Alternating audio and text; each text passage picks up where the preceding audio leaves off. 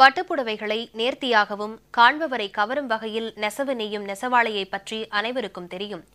ஆனால் பட்டுப்புடவைகளின் வண்ணங்கள், டிசைன்கள், விலைகளை முடிவு செய்து வடிவமைக்கும் வடிவமைப்பாளர்கள் பற்றி அறிந்து கொள்ளவும் நெசவாளர்களுக்கு முதலமைச்சர் செல்வி ஜெயலலிதா ஆட்சியில் கிடைத்து வரும் எண்ணற்ற சலுகைகள் குறித்தும் ஒரு செய்தி தொகுப்பு.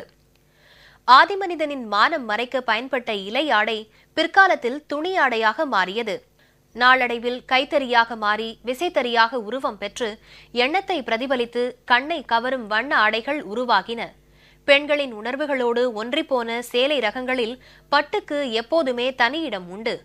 ஒவ்வொரு முடிவின் ஆரம்பமும் சிறியதாகவும் சாதாரணமாகவும் இருப்பது போல பட்டுப்புடவைகளை உற்பத்தி செய்யும் நெசவு தொழிலாளர்களின் நிலைமையும் ஒரு காலத்தில் அப்படித்தான் இருந்தன.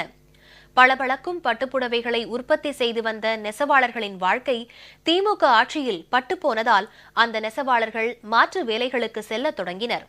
இதனால் பட்டு கூட்டுறவு சங்கங்கள் சோமாலியா குழந்தைகளைப் போல சோர்வு ஏற்பட்டு நலிவடைந்தன. முதலமைச்சர் செல்வி ஜெயலலிதா ஆட்சி பொறுப்பேற்றதும் நலிவடைந்த பட்டு கூட்டுறவு சங்கங்களுக்கு புத்துயிர் ஊட்டும் திட்டங்களை புகுத்தினார். பட்டு ரகங்களை தேக்கமில்லாமல் விற்பனை செய்ய முதலமைச்சர் செல்வி ஜெயலலிதா 15% கூடுதல் சிறப்பு தள்ளுபடி வழங்கியதால் உற்பத்தி அதிகரித்து தற்போது நெசவாளர்களுக்கும் அதிக வேலைவாய்ப்புகளும் கிடைத்துள்ளன. பட்டுப்புடவைகள் என்றாலே காஞ்சிபுரம், ஆரணி, திருபுவனம் என நினைவுக்கு வரும். தஞ்சை மாவட்டத்தில் தீகோ சில்க்ஸ், சோழன் பட்டு கூட்டுறவு சங்கம் என 17 பட்டு கூட்டுறவு சங்கங்கள் மூலம் ஆண்டுக்கு சுமார் 60 கோடி ரூபாய் வரை விற்பனை செய்து சாதனை படைக்கப்பட்டுள்ளது. அரசின் பட்டு கூட்டுறவு சங்கங்கள் தரமான பட்டு மற்றும் வெள்ளி ஜரிகைகளை கொண்டு நவீன காலத்திற்கேற்ப பட்டுப்புடவைகளையும் தயாரித்து விற்பனை செய்கிறது. பட்டுப்புடவை ஒன்றை வடிவமைக்க 10 ஆண்டுகளுக்கு முன்பு வரை 1 மாத காலமாகும். ஆனால் விஞ்ஞான வளர்ச்சியின் மூலம் கணினியில் வடிவமைத்து துளையிடும் நவீன இயந்திரங்களை கொண்டு பட்டு நூல்களையும் ஜரிகைகளையும் கோர்த்து பட்டுப்புடவைகள் தயாரிக்கப்படுகிறது. தீகோ சில்கில் டிசைனராக ஒர்க் பண்ணிட்டு இருக்கேன். இப்போதைக்கு உங்களுக்கு டிசைன் ஃபுல்லாக கலரு, பார்டரு, என்ன மெத்தடு எப்படி இருந்தால் நல்லாயிருக்கும், அந்த காஸ்ட்டு எந்த காஸ்ட்டுக்கு அந்த பார்டர் போட்டால் நல்லாயிருக்கும், இல்லை இந்த கலர் கொடுக்கணும், எல்லாமே நாங்கள் தான் சூஸ் பண்ணி சொல்லுவோம். ரிப்பேட்டெல்லாம் அம்மா ஆட்சியில் நல்லா பண்ணிகிட்ருக்காங்க. அதனால் சேல்ஸ் நல்லா போயிட்டுருக்கு. அதே மாதிரி 40 கோடி ரூபா தாண்டி சேல்ஸ் பண்ணிகிட்ருக்கோம் வருஷத்துக்கு நம்ம சங்கத்தில். சுமார் 3000 ரூபாய் முதல் 1.5 லட்சம் ரூபாய் வரையிலான புடவைகள் உற்பத்தி செய்யப்படுவதால் திருபுவனம் பட்டு கூட்டுறவு சங்கங்களில் அதிக அளவில் விற்பனை நடைபெற்று வருகின்றன.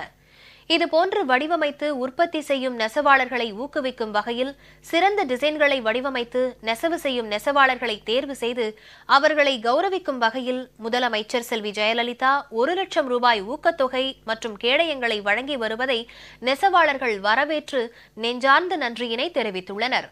இப்போ நம்ம கம்ப்யூட்டர் வந்ததுக்கப்புறம் 10 வருஷமா இந்த கம்ப்யூட்டரில் டிசைன் பண்ணுறோம்.